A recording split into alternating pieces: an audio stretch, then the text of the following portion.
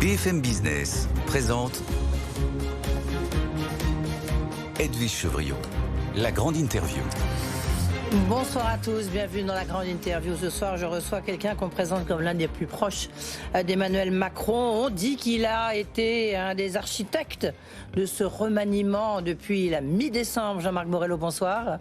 On me dit un certain nombre de choses, mais c'est pour ça que vous êtes là. Citoyen ordinaire qui vient vous voir. Absolument, vous êtes un citoyen comme nous tous.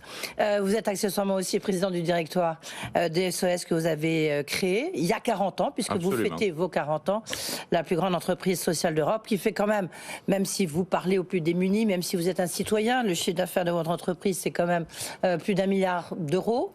1,5 milliard. 1,5 milliard même, 750 établissements. On y reviendra parce que vous lancez aussi une très grande campagne de recrutement, parce que les métiers en tension, vous avez du mal à recruter. On va revenir sur tous ces sujets, mais comme tout de même, on dit, je ne sais pas si la lettre, nos confrères de la lettre ont raison, ils ont dit que vous étiez dans ce quintet secret pour préparer cette opération Attal. D'abord, est-ce que c'est vrai, pas vrai? Ça prouve simplement qu'il y a des journalistes qui ont de l'imagination. Et qui sont bien informés. Visiblement, non. Non? D'accord, donc vous n'étiez pas dans les coulisses de la nomination de ce remaniement. Absolument. C'est drôle, je ne vous crois pas vraiment. Tout ce que je sais, c'est qu'en tous les cas, merci d'être là, parce que je crois que vous n'avez pas donné d'interview depuis longtemps. 6 mois. Vous parlez peu.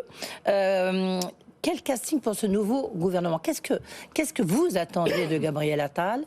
Et surtout lorsqu'on voit, c'est en train de tomber, le gouvernement est en train de se faire, de sortir. On voit Bruno Le Maire est maintenu à Bercy, on voit Gérald Darmanin est maintenu au ministère de l'Intérieur, Éric Dupond-Moretti, garde des Sceaux, etc., etc. Il n'y a que les femmes qui sautent en fait, mais ça, on va revenir sur ce point-là. Mais tout ça pour ça, ce sont les mêmes, on recommence? Alors, d'abord, je ne verrai pas l'intérêt à ce que ceux qui ont réussi soient changés pour le plaisir d'un nouveau casting. Et puis, objectivement, ce qui est important, c'est ce qu'ils vont faire, les uns et les autres, et la ligne de route qui sera donnée par le président et le Premier ministre dans les jours qui viennent. Oui, mais on a dit, c'est la jeunesse, il y a 34 ans, c'est l'audace, effectivement, et c'est ce que peut apporter Gabriel Attal. Mais là, elle est où, l'audace? Alors, peut-être Rachida Dati à la culture. Bon. D'accord. Je ne suis pas sûr que ça va changer le visage de la France. L'audace, elle a toujours été dans le projet, pas dans les femmes et les hommes qui sont là pour le mener. Donc, objectivement, évidemment, c'est un choix audacieux, mais d'un Premier ministre qui est jeune, efficace, audacieux et qui fera avancer les choses, qui succède d'ailleurs à une Première ministre qui a été absolument remarquable. Elle a échoué, si j'en juge ce que vous venez de dire. Je ne sais pas si elle a échoué. Non, vous venez de dire, Bruno Le Maire, Gérald Darmanin, etc., on ne va pas changer des gens qui ont réussi. Donc ça veut dire, si on change Elisabeth Borne, c'est donc qu'elle n'a pas réussi. Je crois que les uns et les autres ont réussi dans leur secteur. Il y a un nouveau projet que le président de la République et le Premier ministre vont très vraisemblablement détailler dans les jours qui viennent. Et il faut un nouveau chef du gouvernement pour un nouveau projet. C'est une tradition républicaine. Est-ce que vous n'attendiez pas quand même, vous êtes en rupture, vous avez été toujours un peu en marge, Jean-Marc Borrello, à, je sais pas, un casting peut-être plus audacieux? Oui. Encore une fois, le casting m'importe moins que le scénario. Et ce qui est important, et ce que j'attends, c'est les projets que le président de la République va annoncer la semaine prochaine. Ce qui est important, c'est encore une fois, pas qui ils sont, d'où ils viennent, mais plutôt quelle est la politique qui sera mise en œuvre. Et là-dessus, j'ai effectivement, comme tous les Français, un certain nombre d'attentes fortes. Et alors, vos attentes, c'est quoi les attentes fortes? Qu'est-ce que va dire Emmanuel Macron? Qu'est-ce qu'il va dire le président? Parce que vous, donc, vous êtes très proche, vous êtes délégué aussi, évidemment, général adjoint de Renaissance, vous êtes donc très proche du président, et en même temps, vous dirigez une entreprise qui s'occupe vraiment de ceux qui sont dans les plus démunis, qui sont les plus touchés par cette crise sociale. Qu'est-ce que vous attendez de ce président et qu'est-ce que vous attendez encore une fois de Gabriel Attal? Qu'est-ce qui va être dit la semaine prochaine? Je n'ai absolument aucune idée de ce qui va être dit la semaine prochaine et je crois qu'on le découvrira tous ensemble sur les chaînes d'information. Là non plus, je ne vous crois pas, mais enfin, on va faire semblant de vous croire. Mais ce que tout le monde attend, c'est les grands enjeux, c'est-à-dire comment fait-on pour arriver au plein emploi, comment fait-on pour accélérer la transition écologique, comment fait-on oui, bien sûr, mais ça, on entend ça depuis... Il n'y a rien de nouveau. Ce qui est de nouveau, c'est que le chômage n'a jamais été aussi bas, que les résultats en matière d'émissions de carbone sont au-dessus de ce qui étaient les engagements de la France et qu'un certain nombre de sujets majeurs vont arriver, la réforme du financement de la santé, la réforme des EHPAD, la réforme des crèches, et je pense qu'un certain nombre de sujets, des sujets de société comme la fin de vie, donc il reste 3 ans, il faut continuer et accélérer les réformes du point de vue du citoyen lambda que je reste. Oui, mais je ne vois pas où est le nouveau souffle. Tout ça, on le savait. On aurait pu continuer avec Elisabeth Borne.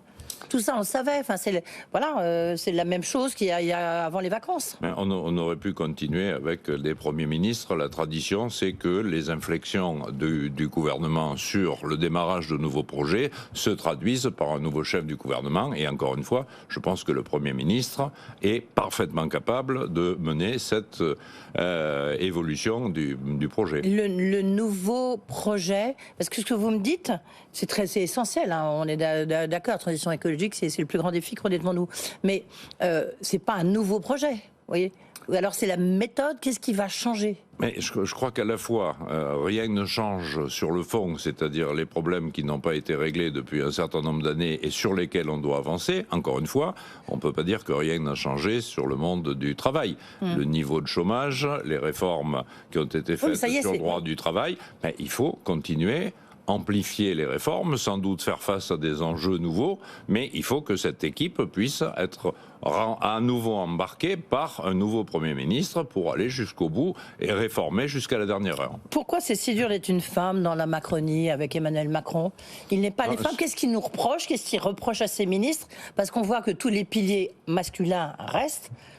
Ça valse, y compris la Première ministre, elle-même dans son discours d'adieu sur les perrons de Matignon, a dit attention, menez le combat, c'est difficile d'être une femme. Elle n'a pas dit en Macronie, mais presque quoi. Qu'est-ce qu'il reproche aux femmes, hein ? Alors, d'abord, il faudrait là aussi analyser le nombre de femmes qui ont été ministres depuis les gouvernements d'Emmanuel Macron, et je pense que si on totalise, il y en a plus que dans le passé. Vous m'avez pas me faire à l'envers. Il y a eu des ministres de la Défense, il y a eu une première ministre, il y a une présidente de l'Assemblée nationale, il y a une présidente contre l'avis d'Emmanuel Macron. Hein. Je ne sais pas, en tout cas, il faut savoir s'il décide de tout ou si ça se fait sans lui. Mais en l'occurrence, il y avait pour la première fois une femme à Matignon, une femme à l'Assemblée nationale, une femme à la tête du groupe. Tous les hommes restent. Oui, et sans doute qu'il y aura une parité à la fin de l'histoire. Oui, les premiers sur ont des été postes annoncés. Pas forcément clés. La Défense, Bercy. Sauf que il y a des femmes, et il y a eu des femmes à des postes clés depuis. Mais regardez l'entourage d'Emmanuel Macron. Il n'y a que des hommes. Je croyais savoir que 2 secrétaires généraux adjointes étaient arrivés à l'Élysée il y a quelque temps. Oui. Pour remplacer un homme. Voilà, c'est ça. Il faut au moins 2 femmes pour remplacer un homme. Non, il faut 2 femmes pour un périmètre largement plus étendu et sur les dossiers majoritaires du président de la République, c'est-à-dire l'éducation, etc. C'est l'exemple qui fait tiquer quand même. Le message veut, en tous les cas, le message que veut délivrer Gabriel Attal, c'est sur les classes moyennes. Est-ce que pour vous, donc je rappelle le groupe SOS, c'est la première entreprise dite sociale, entre guillemets, d'Europe, la première entreprise d'insertion, avec 750 établissements, EHPAD, crèches, hôpitaux. Est-ce que c'est vers les classes moyennes ou alors c'est les gens qui sont encore plus touchés par cette crise sociale à laquelle le président devrait s'adresser ? Alors, le groupe SOS offre des services de qualité à l'ensemble de la population. Lorsque nous gérons un hôpital, nous accueillons aux urgences les classes moyennes, les classes supérieures et les gens en situation de grande précarité. Le point de départ, votre la particularité philosophie... et sans doute la philosophie de la maison depuis 40 ans cette année, c'est effectivement d'offrir des services de qualité à tous. Moi, je rêve que nos populations deviennent des classes moyennes. Et toute l'action de ceux qui travaillent autour de la précarité, c'est de permettre à nos usagers d'intégrer les classes moyennes et donc que les classes moyennes soient bien traitées, que le travail rapporte plus, que l'accès aux soins soit facilité, que l'accès au logement devienne plus facile. Donc évidemment, tout cet effort, il va dans le même sens. On ne tient pas à conserver nos gens en précarité pour avoir une population précaire. Voilà, mais le discours, enfin, je veux dire, la priorité, elle doit être elle doit se situer où, j'ai envie de dire presque socialement, à votre avis, la priorité du président Macron et du Premier ministre Gabriel Attal? Lorsqu'on est président ou Premier ministre, la priorité c'est l'ensemble des citoyens. Je sais pas, Gabriel Attal, il dit c'est les classes moyennes. Qu'ils soient des classes moyennes, des classes inférieures, etc. Il faut que la possibilité à tous et toutes d'accéder à l'ensemble des services du pays soit garantie. Notre travail, c'est de faire en sorte que des services de qualité soient offerts à tous, y compris aux classes moyennes qui aussi sont celles qui ont dû, dans certains cas, renoncer aux soins, avoir des difficultés de logement, etc. Est-ce que cette gronde sociale que vous entendez mieux que nous, est-ce que il faut la traiter, là avec les gens que vous rencontrez, que vous aidez, que vous essayez de sortir de cette précarité? Alors, oui, j'essaie d'avoir votre analyse là. Paradoxalement, les gens en situation de grande précarité ne sont pas ceux qui ont grogné le plus fort. C'est-à-dire que malheureusement, la grande précarité, quelquefois, ça ôte aussi la parole et on ne les a pas beaucoup entendus. Et c'est le travail du secteur avec Emmaüs, avec la Croix-Rouge, avec les banques alimentaires, etc. Nous devons tous et toutes permettre à l'ensemble de la population d'accéder aux soins, au logement, à l'éducation. Mais vous l'avez dit quoi? Est-ce qu'il faut s'attendre à des mesures phares là-dessus ou pas? On ne sait toujours pas qui est le ministre de la Santé. On attend le 7e ministre de la Santé. Donc. Tous les efforts, les plaidoyers du groupe SOS, qui reste indépendant des politiques gouvernementales depuis 40 ans, iront dans le sens d'un effort particulier pour les gens en situation de grande précarité, évidemment, comme nous le faisons depuis 40 ans. Mais si vous aviez une mesure à préconiser, ce serait quoi? À souffler à votre... Nous avons des mesures sur l'ensemble de nos secteurs, la santé, l'éducation, la culture, etc. Il y a des plaidoyers qui sont fournis. L'idée générale, c'est d'accéder au droit commun, c'est-à-dire permettre à toutes et tous d'arriver à tout ça. Ça fait pas une mesure. Si, ça fait une mesure, ça fait le squelette d'une politique qu'on doit mener pour l'ensemble des Français. D'accord. Vous lancez une très grande campagne là aujourd'hui du reste, sur les difficultés de recrutement que vous avez sur les métiers en tension, parce que vous avez besoin de gens pour travailler dans vos crèches, dans vos hôpitaux, dans vos EHPAD, et vous n'arrivez pas à en recruter. La difficulté, c'est quoi? C'est un métier qui n'est pas suffisamment considéré, qui n'est pas suffisamment payé? Alors, c'est un métier qu'il fallait mieux payer. Les Ségur de la santé, le Ségur social ont permis d'améliorer, mais il faut aller plus loin de manière évidente. C'est un métier qui sans doute est insuffisamment considéré. Il y a près de 100 métiers dans les propositions du groupe SOS qui sont aujourd'hui dans les stations de métro et demain dans les abribus. Et c'est un métier qui est peu connu. C'est-à-dire que paradoxalement, nous avons des gens qui sont sans activité du tout et qui n'ont jamais vu de leur vie un hôpital, un EHPAD. Et donc notre ambition, c'est d'aller chercher des gens, de leur permettre de rencontrer ces établissements, de les former. Le groupe SOS a repris des écoles d'infirmières, des écoles d'aides-soignantes, de les former. Et objectivement, ça fonctionne. C'est-à-dire qu'on réussit à amener des gens qui étaient sans emploi, sans formation, à des formations et à un emploi dans les métiers du social et de la santé. Il vous en manque combien dans ces métiers en tension? Il y a en permanence 500 ou 600 postes qui sont offerts dans les différents établissements du groupe SOS. Et qui sont ouverts et que vous n'arrivez pas à remplir. Absolument. Oui. Tout à fait, avec en plus quelques épiphénomènes du type des infirmières qui sont plutôt en intérim qu'à temps complet.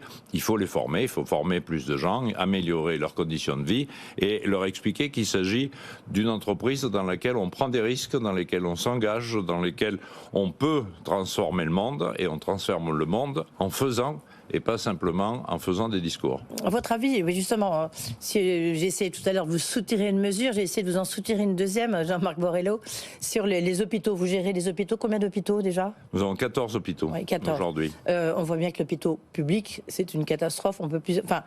Les soins, ils sont excellents, mais le parcours de soins pour y accéder est absolument une galère qu'on a tous partagée. Qu'est-ce qu'il faudrait faire, à votre avis? C'est parce qu'il faut revenir sur les 35 heures, il faut supprimer cette espèce de bureaucratisation de l'hôpital. Qu'est-ce qu'il faudrait faire, vous qui avez peut-être des recettes? Alors, il faut réformer le financement des hôpitaux. Le premier sujet qui a été réfléchi par quelques ministres, y compris Aurélien Rousseau, pendant le temps où il était là, c'était l'idée qu'on ne peut pas continuer à financer les hôpitaux à l'acte. C'est extrêmement simple. Vous gérez des urgences, elles doivent être ouvertes toute la nuit avec une grande équipe. tant mieux s'il n'y a pas d'urgence ce soir-là, et donc vous n'avez fait aucun acte, et donc vous n'êtes pas payé. Donc il faut absolument réformer ce système qui a privilégié une espèce de consumérisme de la santé. Donc réformer le financement des hôpitaux, c'est absolument majeur, et aussitôt qu'on connaîtra sur vos antennes le nom de du nouveau ministre de la Santé, j'irai reporter ce plaidoyer au ministre de la Santé pour qu'on avance sur ce sujet. Mais tiens, justement, Aurélien Rousseau, en fait, il a démissionné suite au vote, si on peut dire, de la loi sur l'immigration. Vous, Jean-Marc Borrello, vous avez signé une tribune, justement, avec différentes personnalités qui étaient contre. Et vous disiez surtout, il ne faut pas voter cette loi sur l'immigration telle qu'elle est sortie du Sénat. Le résultat est quand même très très proche de ce qui est sorti du Sénat. Vous restez, mais Clément Beaune, a priori, il serait remercié. Aurélien Rousseau, il est parti. Il y a un peu deux poids, deux mesures. Alors, pour que je sois remercié, il faudrait que j'ai été embauché. Donc vous n'êtes pas délégué général adjoint de Renaissance? Je suis au bureau exécutif de Renaissance. Il me semble. Mais et Renaissance, c'est le parti d'Emmanuel Macron. Dans un mouvement, il y a une liberté de parole, et le groupe SOS a des positions extrêmement claires sur l'aspect intégration. Je pense que nous avons un vrai sujet qui est intégrer un certain nombre de migrants dans des conditions convenables, y compris du point de vue économique, puisque nous sommes sur BFM Business. Ce pays ne fonctionnera pas si nous n'arrivons pas à avoir une main-d'œuvre qui sera arrivant d'ailleurs parce que la démographie ne permettra pas de continuer à ouvrir des usines, pour parler d'un programme qui fonctionne bien depuis quelques années. Donc qu'est-ce que dans le projet, enfin pas le projet, dans ce qui a été adopté de la loi sur l'immigration, qu'est-ce qui vous dérange, qu'est-ce qui vous a gêné, vous qui venez de la gauche? Quoi qu'il arrive, nous continuerons à faire de l'accueil inconditionnel et nous ne laisserons personne dans la rue. C'est évidemment ce que fait SOS depuis toujours, ce que feront l'ensemble des associations du secteur. Il faut qu'on puisse favoriser l'intégration avec de la formation, l'accession à des documents d'état civil, parce que les gens qui sont venus travailler, il faut qu'on les intègre. Nous avons besoin d'eux. Les hôpitaux publics dont vous parlez ne fonctionneraient pas sans les médecins étrangers qui les font fonctionner. Ça c'est clair, oui. C'est très clair. Réforme de l'AME, vous allez faire entendre votre voix? La réforme de l'AME est une espèce de serpent de mer imbécile depuis 30 ans. Oui. S'il faut attendre qu'un rhume se transforme en bronchite ou qu'un rhume se transforme en maladie plus grave et qu'on contamine l'ensemble des wagons d'une station de métro pour soigner les gens, c'est une imbécilité en plus d'être infaisable. Ouais. Donc l'AME ne doit pas bouger, si ce n'est à la marge pour améliorer des sujets techniques. Allez, en conclusion, c'est un virage à droite quand même de la Macronie. Les virages, c'est la route qu'on prend, c'est pas le chemin d'où on vient. Donc chacun vient d'où il veut. L'objectif, c'est de continuer à aller de l'avant. Ça reste un mouvement qui est ouvert et qui intègre celles et ceux qui veulent y rentrer. C'est au moins du Lao-Tse, hein, Jean-Marc Borrello. Merci beaucoup d'avoir été avec nous, Jean-Marc Borrello, donc le président du groupe SOS, qui fête ses 40 ans, mais vous viendrez nous voir. Le groupe SOS, malheureusement, moi, ça fait un peu plus. Oui, mais évidemment. Oui, oh, mais non. 40 ans, merci beaucoup. Tout de suite, justement, le casting du gouvernement. Quel est-il? On voit ça avec Thomas Asportas.